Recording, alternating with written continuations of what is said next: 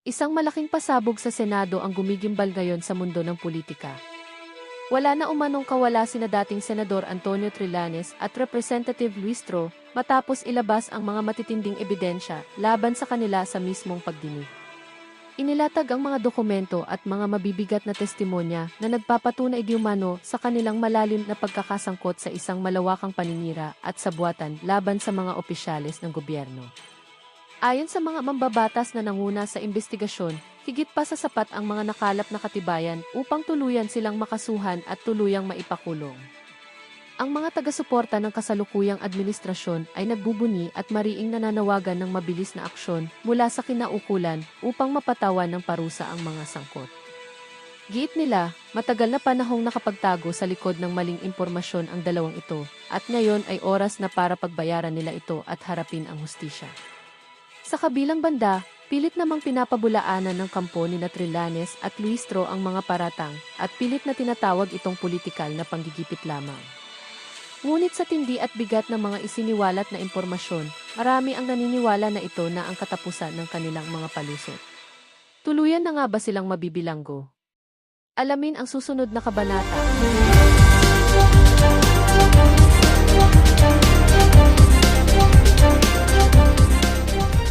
ICC, kinuha na ho ang jurisdiction kay dating meron na ho silang jurisdiction kay dating Pangulong Rodrigo Duterte. Wala na ho yung petition natin na yung questionin ng jurisdiction ng ICC hindi ho hindi ho pinansin.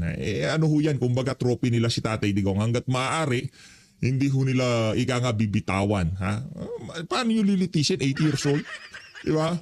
Kahit sinong tanungin ho natin sa atin dito sa bansang Pilipinas, 75 years old, pinapalabas na ho ng kulungan. Dahil kahit matanggal pa ang sintensya niyan, doon pa lang sa edad niya na yun, hindi niya na ho ma-enjoy ang kanyang nalalabing buhay sa loob ng kulungan. Ano pang gagawin niya sa laya, di ba? Wala na ho yun.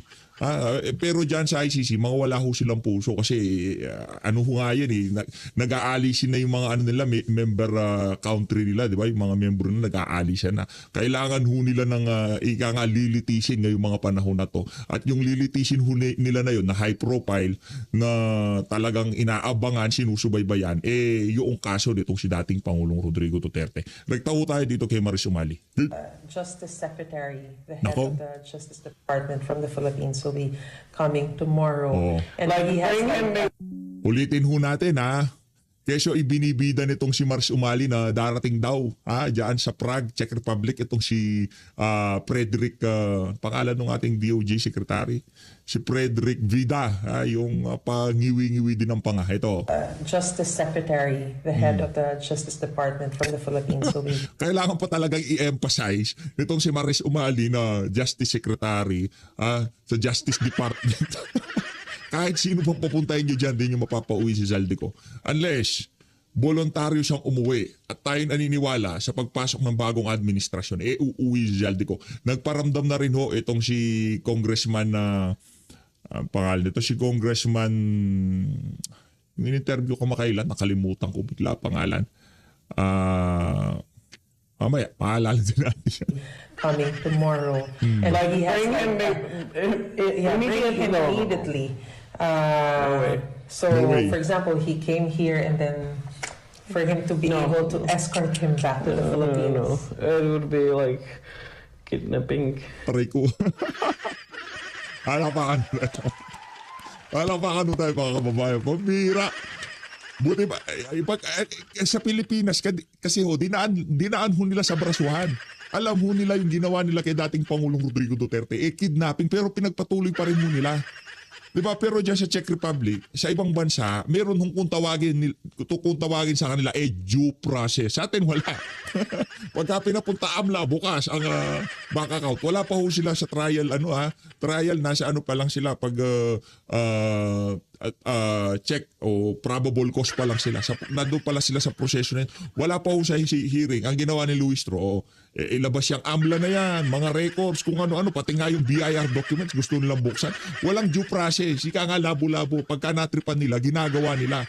Yan ho ang batas sa Pilipinas. Lalo na dito sa administrasyon na to, binaboy ho nila yung proseso, mga ahensya ng pamahalaan, mga sangay ng pamahalaan, binaboy ho nila lahat. Pero sa Czech Republic, hindi ho pwede yan.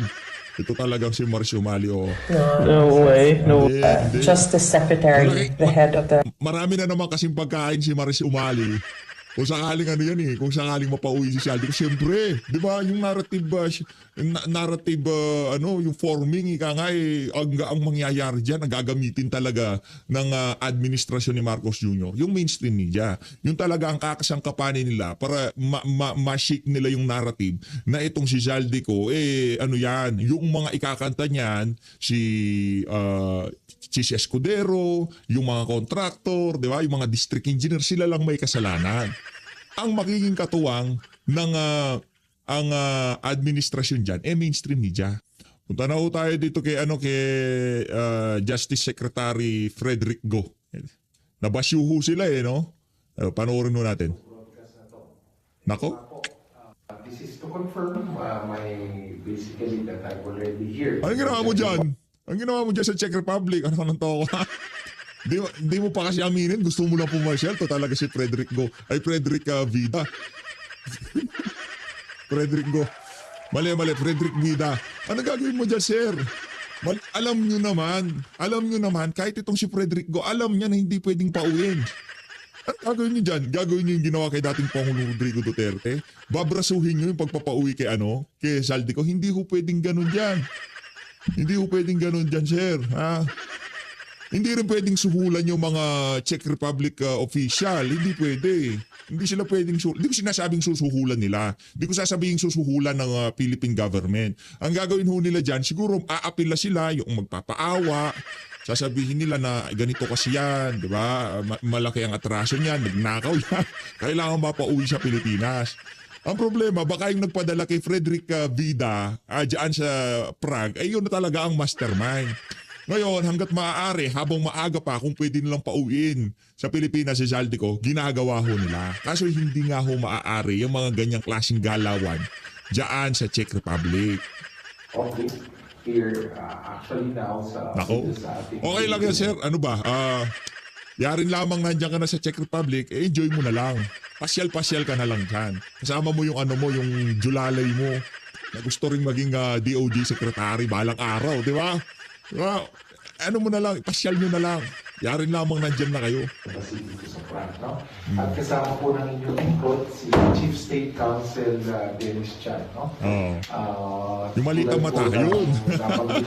Pasyal nyo na lang. Diba? Napahiya kayo. Diba? Nagmukha kayong engot dyan.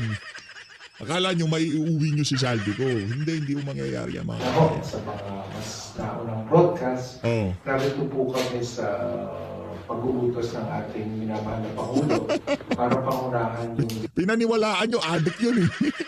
Napagtripan kayo ng adik. Ano ka nagtawa? Abogado ka? Justice Secretary, hindi mo man lamang mabigyan ng advice sa President. Sabihin mo na, sir, hindi ho pwede yan. Kidnapping ho yan kung sakaling pagpilitan natin. Hindi rin naman ho tayo pwedeng magmakaawa dahil jurisdiction ho nila yan. Sir, yung tama nyo. Mataas ho ba tama nyo? Pilipinas lang ho sakop natin ha. Wala ho tayong kapangyarihan sa Czech Republic. baka malakas ang tama ni Marcos Jr. Nung kinausap niya tong si Frederick Vida, sabi niya, kaya yan, pauwi nyo. High level talks, Hindi ho nila alam nung ang ibig sabihin ng high level talks, yung pag-uusap nila ni Marcos Jr., yun, high si Marcos Jr., yun ang high level talks. Di ba? Hindi mo papauwi. Hiraw. Para matukoy ito ko sa tungkol din sa pagpapauwi ko sa akusado po na dating mambabatas. Yan ho, tinutukoy ni Marcos Jr. High level talks daw, palakpakan. Paano papauwiin? Wala nga kayong jurisdiction dyan. Pag pinagpilitan nyo, kidnapping yun. Baka kayo pamakulong dyan. Kung ako sa Frederick Vida, uwi ka na lang dito sa Pilipinas. Di ba? Uwi ka na lang dito. Ay, by the way, birthday pa lang hapon. Ito si Pastor Kibuloy. Palakpakan ho muna natin. Mega love shoutout kay Pastor Kibuloy. Birthday ho niya kahapon, no?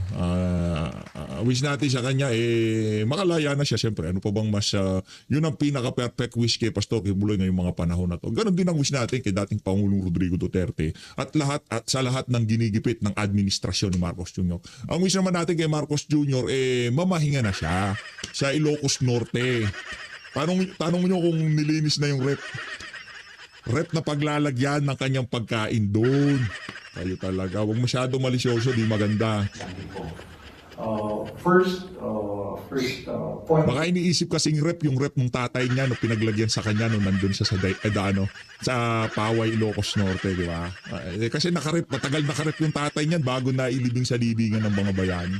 Nakarep siya doon 30 years, di ba? Kuryente lang yung ginamit nung rep ng tatay niyan. Nako. Laking sayang sa pera. Bagay, pera naman nila. Pera nga ba nila? Baka kasama sa ninakaw nila. Is that the priority on this matter is very high for the Philippine government.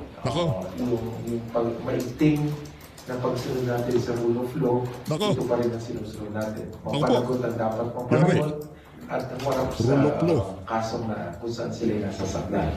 Pangalawa, pagkilala ito, din ating kinikilala ang iba't ibang proseso. Hindi pa rin natin lubos maisip na pag isang abogado na mayroong mataas na pinag-aralan. Di ba? Kilala ka sa larangan na yan. Di ka magiging DOJ secretary tapos pagtitripan ka lang ng adik. Alam mo, imposible mo pa uwi. High level talks. Kung sakaling nasa kustodiya ng Czech Republic, Czech authorities, itong si Zaldico, imposible mo pa uwi siya. I-exorso nila lahat ng legal remedies, hindi maaari. Talagang lahat ng option, gagawin ho na, sabihin lang niya na namimiligrong buhay ko. Alam ko kung anong nangyari sa korupsyon sa Pilipinas. Uuwi ako next administration, papatayin nila ako. Yun lang sabihin niya, anak ng tokwa, mabigat ho yun. Magsisik ako ng asylum. Kagaya kay Attorney Harry Roque, di ba? Paano pag umandar yung asylum? Hindi pa rin siya mapapauwi. Diba? Pagka ho kasi na-apply yan, nag-start ang proseso, di na sila pwedeng galawin. Paano meron pang foreign passport? Naloko na. Ngayon, si Frederick Vida, pinagtripan ng adik, palakpakan ng DOJ Secretary, ha? Pambihira, Pamamaraan at ng Czech Republic tungkol sa mga usapin na ito. Hindi lamang ng Czech Republic, pati yung mga usapin sa napagtripan si Frederick Vida. Ng mga panuntunan para mapauwi yung mga tulad ng akusadong si former Congressman Zaldico paano mapapauwi sa Pilipinas at para harapin niya yung nasasaktan. Kaya rin po, isang malaking layunin din po ng pagpunta po rito ay para mapag-aralan. Kasi batid po natin na ang ayaw naman po natin ay samantalahin o pagsamantalahan ng mga akusado sa isang kasong kriminal sa Pilipinas, yung konsepto ng mangingibang bansa na lang ay hindi na mananagot sa batas sa Pilipinas. Ito po yung mahalaga. Kaya po, kasama rin po sa team ng inyong lingkod, team natin ay yung PCTC. So, ay darating po sila itong weekend po, makakasama rin. Ang layunin nga natin ay makipagtulong sa mga representante ng Czech authorities at ng iba pang kinaukulan dito, kasama na yung Interpol, no? Na counterpart na pwede natin makalipon para maayos pa natin yung iba't ibang proseso. So ito po ang layunin na biyahe natin dito ngayon dito sa Czech Republic. Can we ask questions? Secretary, will you be asking permission to see the former Congressman Zaldico? Magkakaroon po ba ng pagkakataon na mabisita niyo siya o makausap man lang siya, marinig yung panig niya dahil kahit nakanselado ang passport niya, technically, Filipino pa rin naman siya? Hindi sa ganong detalye. Pero yung sa pakikipag-usap, pakikipag-ugnayan sa mga representative ng Czech authorities, patuloy na ginagampanan ng ating embahada dito na ina-arrange yung meeting ngayon. No? Kung ano yung particular na pag-uusapan, hindi ko pa maihayag. Diba? Wala. Kung kailan at anong oras, di ba? Pero ngayon sa biyahe ko to, yun yung isa sa layunin. Makipag-usap sa kanila. So, kaklaruhin ko lang po, posible na sa pakikipag-usap niyo po sa Czech authorities ay or hihilingin niyo sa pakikipag-usap niyo sa Czech authorities na makita, masilip man lang itong si Zaldico. Kung ito ay papayag sa Ang tanong dito kay Chief Justice, bigla na yung Chief DOJ Secretary. Oh. Nasa Czech Republic pa ba? Yaang si Zaldico. Yun ang tanong doon. Di ba? Ngayon kung wala na siya dyan, nag-i-insist pa rin kayo na nandyan siya, may malaki problema nyo ho. Di ba? Malaki problema nyo. mga pagkakataon na binibigay at sa panuntunan na kanilang yung tinatawag natin data privacy nila. Di ba? Yung mga panuntunan nila kung paano Aray mo. makikita ang isang akusado katulad ni former Congressman Sandy. Sir, can we reset the records? Ang tanong, masaya ho ba tayo na hindi napauwi ng bansa si Zaldico? Kung ako tatanungin, kasi yung katotohanan lalabas at lalabas yan. Ngayon kung sakaling mapauwi siya, doon mag-uumpisa ang proseso ng paglabas ng buong katotohanan dito sa issue na to. Kasi ang problema lang ho talaga natin, hawak ko siya ng executive kung sakaling madakip siya. At ang tinuturong mastermind ni Zaldico, si Marcos Jr., paano ho magdidire-diretso ang proseso? Ang ano ho datin dito, ang issue natin, kung sakaling mapauwi siya, baka magurgur lang siya. Diba? Or takutin siya kung sino pagtuturo niya. Kasi wala ho talagang pwedeng ituro eh. Ang bola ho talaga, sa kayo sa gusto ng Malacanang, doon ho talaga bumapaksa. Hindi kay Martin Romualdez, hindi kay Zaldico. Yan ho mga naging sila ang ka-high level talk si Marcos Jr. noong nakalipas na 3 taon. Yan si Zaldico at saka yan si Martin Romualdez. Tayo ho dito, gusto natin makauwi si Zaldico. Diba? Dahil tayo naniniwala na mabubulalas ang buong katotohanan sa sambayanan kung sakaling makauwi siya.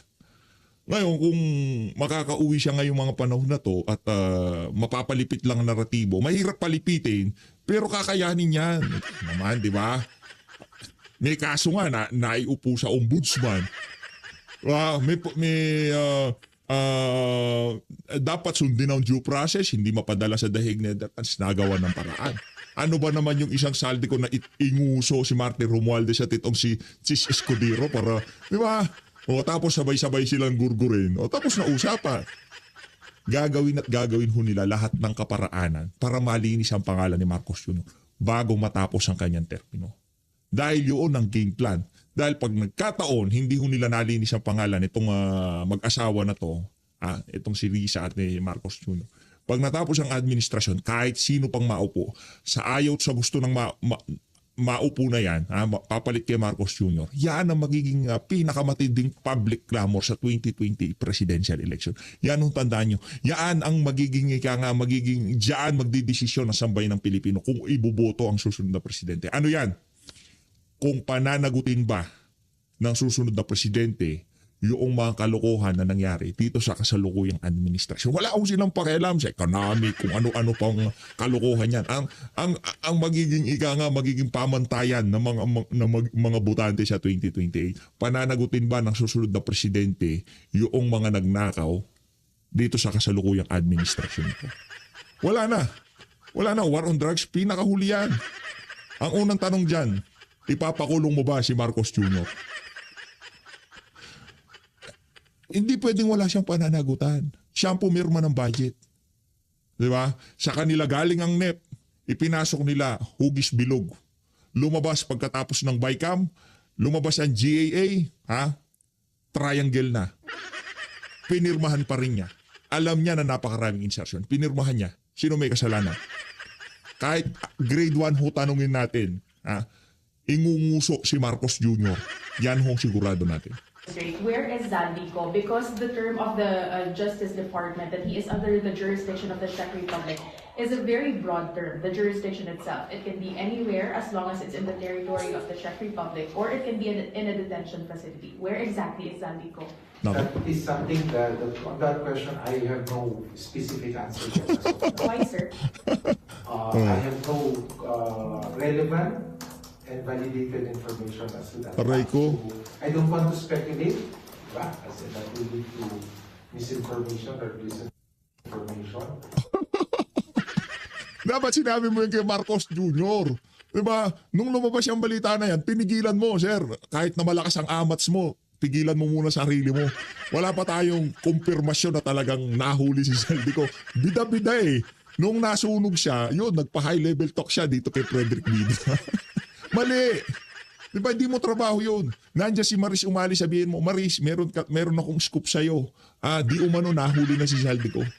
Tapos doon papasok ang presidente. Natanggap na namin ang mga bali-balita na di umano nahuli na si Zaldico.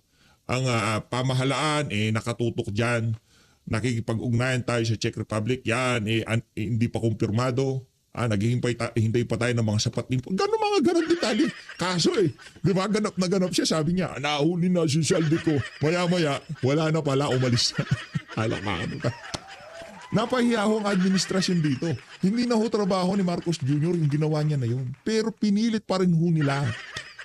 Para saan? Para iportray na ang administrasyon talagang walang kasalanan? Ganun? Hindi pwede yun. So, hanggang hindi po natatapos yung pakikipagpulong ng inyong lingkod sa Czech authorities, sa representative Olats, Brad, olats. authorities, hindi ho ako makakapagbigay ng payag. Sir, so what was the basis for the Philippines to say that he is still in jurisdiction when in fact we don't know yet where exactly Aray ko. the former lawmaker is? Ang iinit ng mga tanong, no? Ang iinit ng mga tanong dito kay Frederick Bida. Ang iinit. Kung ako, DOJ secretary, baka sabihin ko magmerienda na. Mag-aalala ni Robredo na lang ako, sasabihin ko dito sa mga reporter na to. Ginastos nyo pa yung mga network, mga walang hiya kayo. Diba? Hindi na dapat gagastos yung network sa mga yan. Kinuhanan pa ng visa. Kinuhanan pa ng Schengen visa. Pambihira talaga. Dahil hindi na dapat pupunta dyan si Maris pinapunta nyo pa. Ang tuloy. Gumastos pa ang GMA News, wala na mo palang kwenta. Ito po ay batay po doon sa mga impormasyon na available po sa amin bago po kami biyahe dito. Nako. Sir, so nire-relay lang ng Czech authorities na siya ay nasa under jurisdiction wherever that jurisdiction may be? Ito po ay ang nauna na nga po, ang unang pakikipag-ugnayan na nakalap natin ay mula dun sa mga immigration counterparts at saka yung police counterparts ng ating mga... Hindi. Kaya nandiyan kayo, naniwala kayo doon sa adik. Kaya nandiyan kayo, naniwala kayo sa chismis. Yan ang problema, di ba? Yung chismis. Number one ho yan eh. Yung marites lang. Marites daw talagang ibinabalita nila sa sambayanan para hindi sila masunog. Di ba? Ipagpipilitan nila. Eh, ang problema, wala na siya eh. Wala na ho si Zaldico dyan. Alam na niya pupunta dyan si Frederick Bida. Alam ka na maiiwan pa siya dyan. Wala na yun. Bumalik na yun sa Portugal. Nasa Portugal. Di ba sabi nila merong Portuguese passport siya. Portuguese na ho si Zaldico. Di na sa Pilipino. Paano yun? Paano pa uuwiin? Sasabihin niya, Portuguese ako eh. Paano ko? Ibibigay niyo ako sa mga yan? Gugurgurin ako niyan. Di ba may nalalaman ako? May nalalaman ako na talagang mananagot yung dapat managot dyan sa issue ng corruption sa Pilipinas. Huwag niyo akong ibigay. Next administration, iuwi niyo ako, di ako kukontra. Pero ngayon wag muna. Gugurgurin ako ng mga yan. Di ba? Yun lang sabihin ni Zaldico. Kahit ako Czech Republic, Czech Republic government, sasabihin ko, pakinggan niyo muna. Wag muna. Gaano ba kalaki pera mo, sir? Yung extortionist no? Hindi. Iko-considera ho nila yun. Siyempre, baka gurgurin nga eh, di ba? Mga sindikato kasi mga karamihan na nasa administrasyon na to eh. So they actually admitted or sent the message to you that the Zaldico is in their jurisdiction. Yung particular na mensahe, no? Nirelay lang po sa atin. Aray ko! Renilay lang po sa akin. Anong ibig sabihin? chismis, di ba? Huwag ko kayo magpapaniwala. Di ba? Budol-budol Marcos ho ito. Di ba? Hindi ko bibigyan budol-budol Marcos. Oh. Di ba? Hindi bongbong Marcos. Budol-budol ho itong administrasyon na to. Ano sabi ni Bida? I-relay lang sa kanya. Palakpakan, naniwala ka. Sino nag-relay? Yung nagpapa-high level talk sa'yo. Bangag nga, ipapaniwalaan mo. Dapat binola-bola mo na lang. Kaso baka hindi ka uubra. Di ba? Baka hindi naman pala si Marcos Jr. nang utos dito sa mama na to. Nawawala yung kamay natin. Baka si Boying Remulla pala. Di ba? Baka si Boying Remulla pala nag-utos dito Kaya ngayon tinatanong mga kababayan natin sa social media. Mayroon ako nabasa nung isang araw Sabi, sino ba talaga presidente? Si Marcos o si Remulla? Mga Marcos ba o mga Remulla?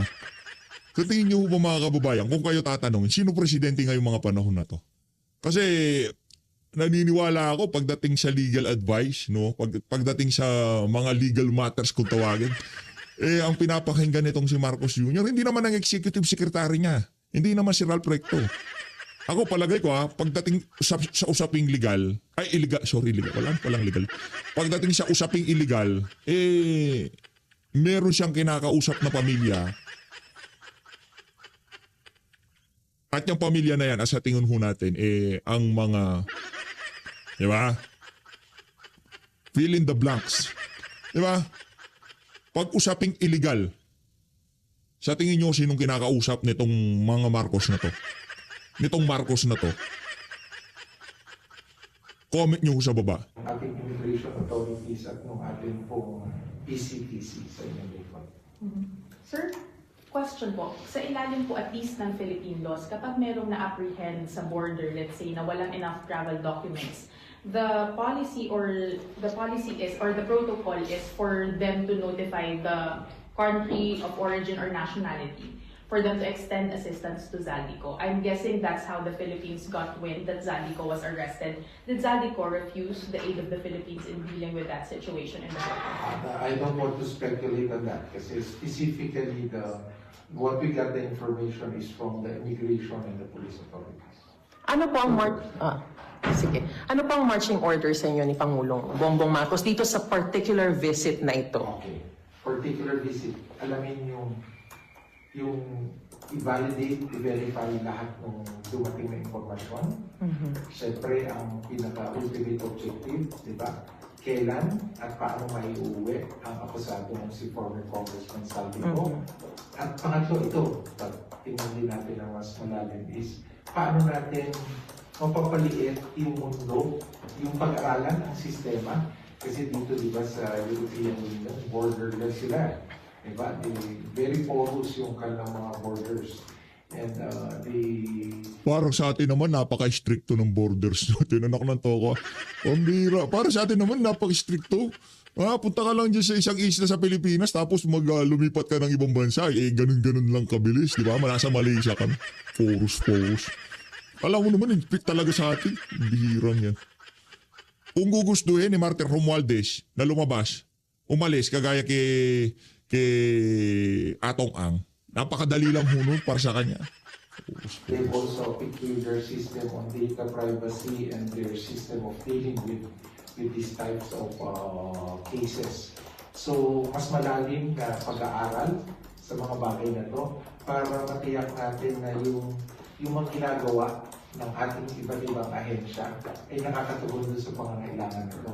Na yung pag-submit, pag-request sa lumawa ng red notice, dokumento, yung mga dokumento na galing kailangan sa Office of the Ombudsman, galing sa DOJ, galing sa kinaapulang korte, di ba? Ay kompleto para mas mapabilis natin yung proseso.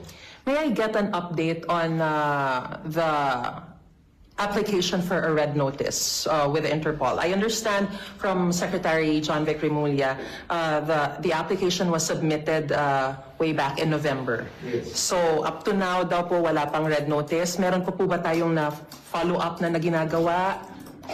At ano na po yung update nito? Because I understand from the international migration expert that we talked to, even if we don't have an extradition treaty with the Czech Republic, kapag may dumating na Interpol or red notice from the Interpol, at pag-aralan na to ng Czech authorities, pwede nang pag-usapan yung criminal liability niya.